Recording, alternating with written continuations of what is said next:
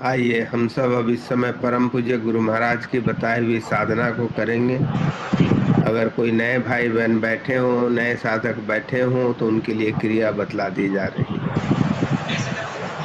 परम पूज्य गुरु महाराज की बताई हुई साधना को करने के लिए हमें पूर्ण श्रद्धा, प्रेम और विश्वास के साथ बैठना होता है कि हम साक्षात परमात्मा के समक्ष बैठ रहे हैं। संत मत में समर्थ गुरु को ही साक्षात परमात्मा मानते हैं, और जो लोग सही ढंग से साधना करते हैं, उनकी याद में रहते हैं, निश्चित तौर पर इसका अनुभव प्राप्त कर लेते हैं।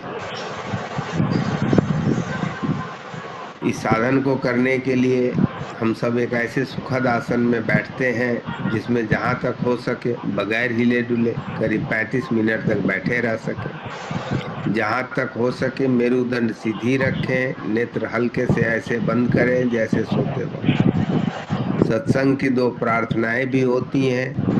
अगर आपको पता है, आप बोलना चाहें तो प्रेम पूर्वक मधुर स्वर में परम पूज्य गुरु महाराज को निवेदन करें, नहीं तो शुरू से ही ध्यान की क्रिया में लग जाएं। प्रार्थना समाप्त हो जाएगी, ध्यान चलता रहेगा।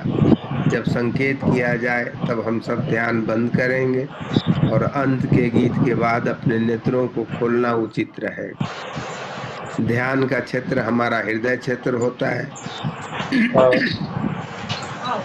इस समय सिर्फ और सिर्फ यही क्रिया करें। अगर कोई दूसरी क्रिया करते हैं, करना चाहते हैं तो पहले या बाद में किया जा सकता है। बाद में करना ज्यादा लाभदायी होता है। नए भाई बहन, नए साधक इस ध्यान की क्रिया को समझ लें कि हम सब बैठ गए, ऐसा ख्याल करते हैं कि सामने से परमात्मा का प्रकाश आ रहा है। हमारा हृदय उस प्रकाश से प्रकाशित होता चला जा रहा है और हम उसी में लय होते चले जा रहे हैं। मन इधर उधर भागे तो वापस इसी ख्याल पे आना है कि सामने से परमात्मा का प्रकाश आ रहा है। हमारा हृदय उस प्रकाश से प्रकाशित होता चला जा रहा है और हम उसी में लय होते चले जा रहे हैं। जब संकेत किया जाए तब हम सब ध्यान बंद करेंगे। कई साधकों को दिक्कत आती है कि हमारा पहले ध्यान लगा अब नहीं लग रहा है।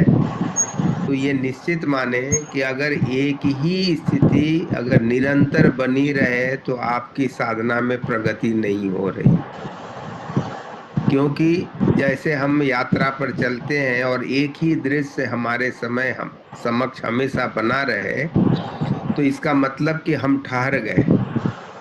और इसीलिए इससे घबराना नहीं है, क्योंकि जैसे जैसे हमारी यात्रा बढ़ेगी दृश्य भी बदलते जाएंगे, हमारी स्थिति भी बदलती जाएगी और धीरे धीरे हम और आगे बढ़ते चले जाएंगे। इसलिए एक ही स्थिति को कि हमारे पास हमेशा वही स्थिति बनी रहे, ऐसा विचार करना, ऐसा इच्छा करना सही नहीं है। इस साधना को विश्वास के साथ करते चले जाएं और परम पूज्य गुरु महाराज पर विश्वास रखें। निश्चित तौर पर आपकी आध्यात्मिक साधना उत्तरोत्तर बढ़ती चली जाएगी। तो हम सब इसी साधना को करेंगे और जैसा बता ही दिया गया, तो आइए हम सब शुरू करते हैं। शुरू करिए।